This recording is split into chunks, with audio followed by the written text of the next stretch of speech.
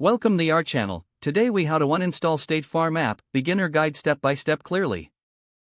To uninstall the State Farm app from your device, start by locating the app icon on your home screen. For Android users, press and hold the State Farm app icon until a menu appears. Select the option that says uninstall or a trash can icon, usually found at the top of the screen. A confirmation message will pop up, asking if you want to uninstall the app. Tap OK or Yes to proceed with the uninstallation. If you are using an iPhone, press and hold the State Farm app icon until it starts to jiggle. Look for a small X in the corner of the app icon.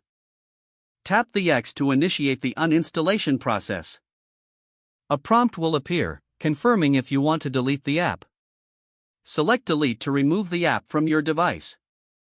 Once uninstalled, you can check your home screen or app drawer to ensure the app is no longer present. If you wish to reinstall the State Farm app later, simply visit the Google Play Store or Apple App Store and search for State Farm. If the page does not load, refresh the browser or try again in a private or incognito window. Make sure you are using the correct email address, then retype it carefully to avoid small typos. If your password is not accepted, use the reset option and create a new strong password you can remember. Check your spam folder for verification or security emails, then complete any requested confirmation steps. Enable two-factor authentication if available to improve account security and reduce unauthorized access risk.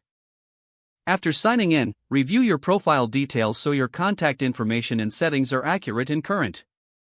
If you see an error message, note it down and try again after restarting your device and internet connection.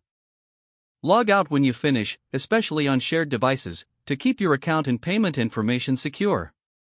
If the page does not load, refresh the browser or try again in a private or incognito window.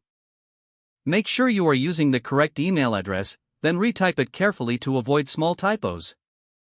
If your password is not accepted, use the reset option and create a new strong password you can remember. Check your spam folder for verification or security emails, then complete any requested confirmation steps.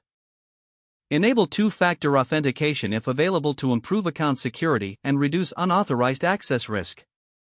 After signing in, review your profile details so your contact information and settings are accurate and current. If you see an error message, note it down and try again after restarting your device and internet connection.